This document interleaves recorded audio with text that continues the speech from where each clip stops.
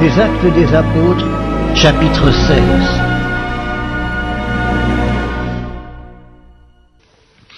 Il se rendit ensuite à Derbe et à Lystre. Et voici, il y avait là un disciple nommé Timothée, fils d'une femme juive fidèle et d'un père grec. Les frères de Lystre et d'Icône rendaient de lui un bon témoignage. Paul voulut l'emmener avec lui, et l'ayant pris, il le circoncit à cause des Juifs qui étaient dans ces lieux-là, car tous savaient que son père était grec. En passant par les villes, il recommandait aux frères d'observer les décisions des apôtres et des anciens de Jérusalem. Les églises se fortifiaient dans la foi et augmentaient en nombre de jour en jour. Ayant été empêchés par le Saint-Esprit d'annoncer la parole dans l'Asie, ils traversèrent la Phrygie et le pays de Galatie. Arrivés près de la Mysie, ils se disposaient à entrer en Bithynie, mais l'Esprit de Jésus ne le leur permit pas. Ils franchirent alors la Mysie et descendirent à Troas. Pendant la nuit, Paul eut une vision. Un Macédonien lui apparut et lui fit cette prière: « Passe en Macédoine, secours-nous !» Après cette vision de Paul, nous cherchâmes aussitôt à nous rendre en Macédoine, concluant que le Seigneur nous appelait à y annoncer la bonne nouvelle. Étant partis de Troas, nous fîmes voile directement vers la Samothrace, et le lendemain nous débarquâmes à Néapolis. De là nous allâmes à Philippe, qui est la première ville d'un district de Macédoine et une colonie. Nous passâmes quelques jours dans cette ville.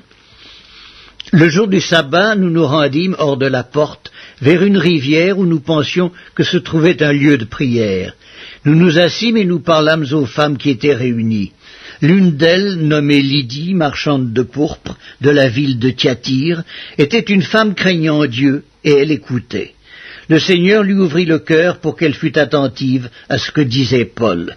Lorsqu'elle eut été baptisée avec sa famille, elle nous fit cette demande: « Si vous me jugez fidèle au Seigneur, entrez dans ma maison et demeurez-y. » Et elle nous pressa par ses instances.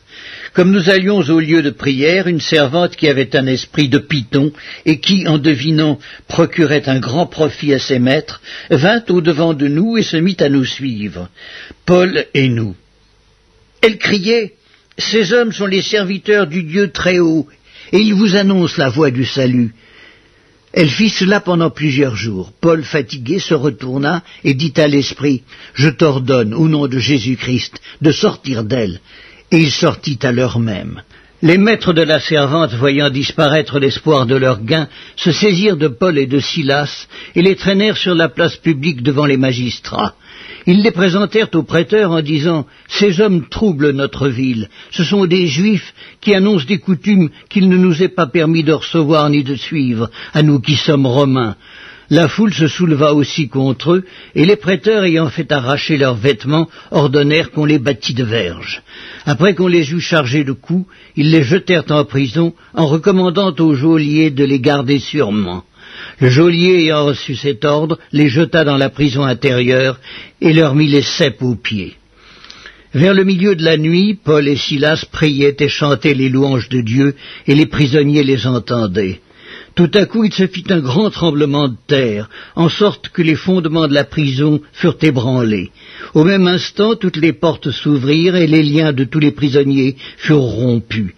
Le geôlier se réveilla et lorsqu'il vit les portes de la prison ouvertes, il tira son épée et allait se tuer, pensant que les prisonniers s'étaient enfuis.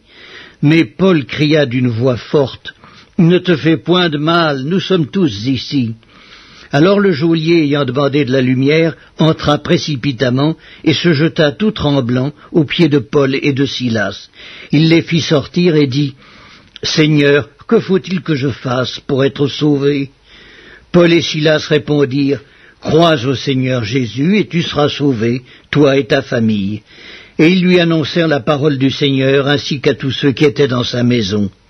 Il les prit avec lui, à cette heure même de la nuit, il lava leurs plaies, et aussitôt il fut baptisé, lui et tous les siens.